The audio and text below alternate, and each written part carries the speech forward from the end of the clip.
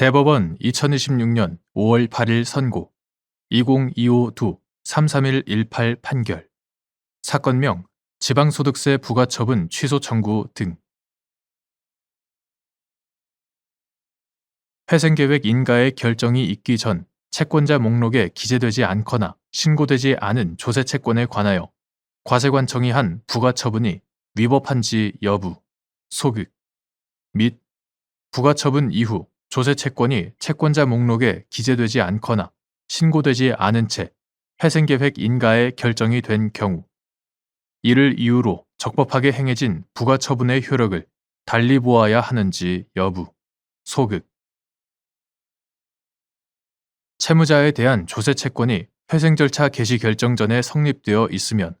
그 조세채권은 회생채권이 되고 채무자 회생 및 파산에 관한 법률 이하 채무자회생법이라 한다. 채무자회생법 제118조 제1호 이러한 조세채권이 채권자 목록에 기재되지 않거나 신고되지 않은 채 회생계획 인가에 결정이 되었다면 채무자는 위 조세채권에 관하여 그 책임을 면한다. 채무자회생법 제251조 본문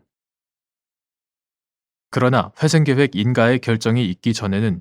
회생채권인 조세채권이 채권자 목록에 기재되지 않거나 신고되지 않았다는 사정만으로 과세관청의 부과권이 소멸하는 것은 아니므로 이때 과세관청이 한 부과처분은 위법하지 않다. 나아가 부과처분 이후에 조세채권이 채권자 목록에 기재되지 않거나 신고되지 않은 채 회생계획 인가의 결정이 되었다고 하더라도 이로써 채무자에 대하여 조세채무의 이행을 강제할 수 없음은 결론으로 그 조세채무 자체는 존속하는 것이고 이를 이유로 애초 적법하게 행해진 부과처분의 효력을 달리 볼 수도 없다.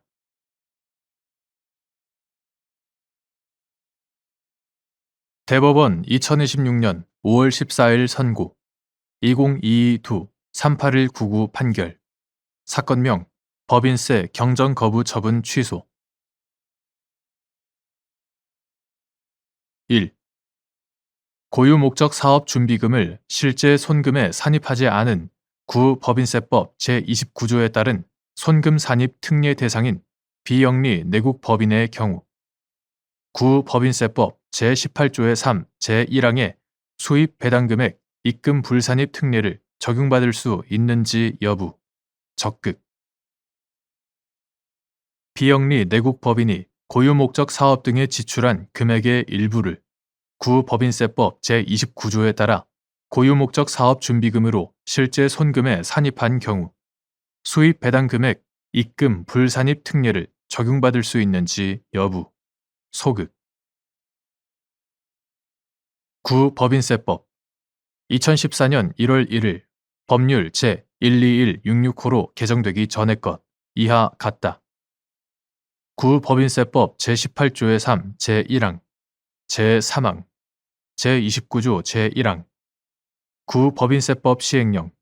2019년 2월 12일 대통령령 제295295호로 개정되기 전의 것 이하 같다. 구 법인세법 시행령 제17조의 3 제4항의 문헌 및 체계와 입법 취지 등을 종합적으로 고려하면 고유 목적 사업 준비금을 실제로 손금에 산입하지 않은 비영리 내국 법인에 해당하는 경우 수입 배당 금액 입금 불산입 특례를 적용받을 수 있다. 즉, 구 법인세법 제29조에 따른 손금 산입 특례 대상인 비영리 내국 법인이라 하더라도 고유 목적 사업 등에 지출된 금액을 실제로 고유 목적 사업 준비금으로 손금 계상하지 않았다면 이때는 구 법인세법 시행령 제17조의 3 제4항이 정하는 수입 배당 금액 입금 불산입 특례 제외 대상인 구 법인세법 제29조에 따라 고유 목적 사업 준비금을 손금에 산입하는 비영리 내국 법인이 아니라고 봄이 타당하다. 반면 비영리 내국 법인이 각 사업연도에 고유 목적 사업 등에 지출한 금액에 대하여 일부라도 구 법인세법 제29조에 따라 고유 목적 사업 준비금으로 실제 손금에 산입하였다면 수입 배당 금액 가운데 그와 같이 손금 산입되지 아니한 부분이 남아있더라도 이에 대해서는 구 법인세법 제18조의 3 제1항의 수입 배당 금액 입금 불산입 특례를 적용받을 수 없다고 보아야 한다. 2. 비영리 내국 법인이 고유목적 사업준비금의 손금 산입 적용을 선택하여 이를 이미 결산에 반영 후 나중에 소급적으로 철회하는 것이 허용되는지 여부, 원칙적 소급 및 이는 부법인세법 제29조 제2항에 따라 그 사업연도에 계상할 고유목적 사업준비금에서 지출한 것으로 보게 되는 경우에도 마찬가지인지 여부, 적극 납세자인 비영리 내국법인이 이러한 소급적 철회를 내세워 국세기본법 제45조의 2, 제1항에 소정의 경정 청구를 할 수 있는지 여부, 원칙적 소급 구법인세법 2014년 1월 1일 법률 제121666호로 개정되기 전의 것 이하 같다. 구법인세법 제29조 제1항에 따른 고유목적 사업준비금은 비영리 내국법인이 결산에 반영하여 손금으로 계상하였을 때에는 이를 손금으로 보고 결산에 반영하지 아니하여 손금으로 계상하지 않은 경우에는 손금으로 보지 않는 이른바 결산 조정 사항에 해당한다. 그리고 어느 비영리 내국법인이 구법인세법 제29조 제1항에 고유목적 사업준비금을 설정하여 손금에 산입할지 같은 법 제18조의 3에 따라 수입 해당 금액에 입금 불산입을 할지는 해당 비영리 내국법인의 선택에 달려있다. 그러므로 비영리 내국법인이 고유목적 사업준비금의 손금 산입 적용을 선택하여 이를 이미 결산에 반영하여 손금으로 계상한 이상 수입 해당 금액에 입금 불산입을 적용받겠다고 나중에 번의하여 고유목적 사업준비금의 손금 산입을 소급적으로 철회하는 것은 구법인세법 제29조 제1항에서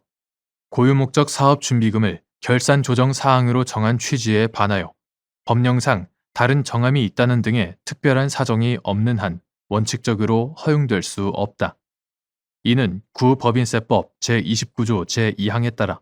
그 사업연도에 계상할 고유목적 사업준비금에서 지출한 것으로 보게 되는 경우에도 마찬가지이다. 나아가 납세자인 비영리 내국법인이 이러한 소급적 철회를 내세워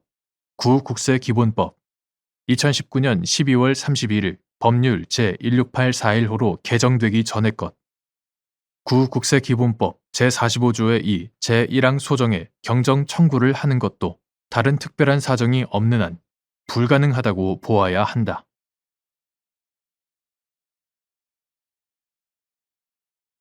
대법원 2026년 5월 14일 선고 2026-3018 판결 사건명 법인세 부과처분 등 취소 청구 1. 법인세법 제19조 제2항에서 말하는 일반적으로 인정되는 통상적인 비용의 의미 및 그러한 비용에 해당하는지 판단하는 방법 사회질서를 위반하여 지출된 비용이 일반적으로 인정되는 통상적인 비용 또는 수익과 직접 관련된 비용에 해당하는지 여부, 원칙적 소급 구법인세법 2018년 12월 24일 법률 제16008호로 개정되기 전의 것 구법인세법 제19조는 제1항에서 원칙적으로 손금은 해당 법인의 순자산을 감소시키는 거래로 인하여 발생하는 손비의 금액으로 한다 라고 규정하면서 제2항에서 원칙적으로 손비는 그 법인의 사업과 관련하여 발생하거나 지출된 손실 또는 비용으로서 일반적으로 인정되는 통상적인 것이거나 수익과 직접 관련된 것으로 한다 라고 규정하고 있다. 여기에서 말하는 일반적으로 인정되는 통상적인 비용이란 납세 의무자와 같은 종류의 사업을 영위하는 다른 법인도 동일한 상황 아래에서는 지출했을 것으로 인정되는 비용을 의미하고 그러한 비용에 해당하는지는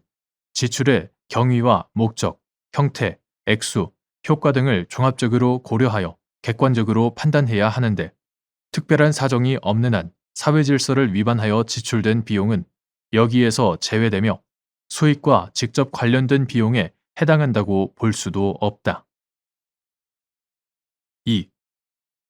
대부업자나 여신금융기관이 대부중개업자에게 대부중개수수료 상한제를 위반하여 지급한 중개수수료를 구법인세법 제19조 제2항에서 정한 일반적으로 인정되는 통상적인 비용이나 수익과 직접 관련된 비용에 해당한다고 보아 손금에 산입할 수 있는지 여부, 소급. 구대부업 등의 등록 및 금융이용자 보호에 관한 법률 2025년 1월 21일 법률 제207145로 개정되기 전의 것 이하 구대부업법이라 한다. 구대부업법 제1조, 제2조 제1호, 제2호, 제8조 제2항, 제11조의 2, 제19조 제2항 제6호, 제7호, 제8호, 제9호 규정의 내용, 체계 및 입법 취지를 종합하면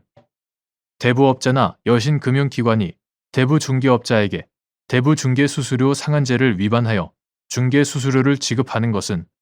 대부업자와 여신금융기관의 불법적 채권 추심 행위 등을 규제함으로써 금융이용자를 보호하고자 하는 구대부업법의 목적에 정면으로 위배되는 행위이다. 그러므로 이러한 약정에 따라 지급한 중개수수료는 사회질서를 위반하여 지출된 비용에 해당하고 이를 가리켜 구법인세법 2018년 12월 24일 법률 제16008호로 개정되기 전의 것. 구법인세법 제19조 제2항에서 말하는 일반적으로 인정되는 통상적인 비용이나 수익과 직접 관련된 비용에 해당한다고 볼 수 없다. 따라서 이를 손금에 산입할 수 없다.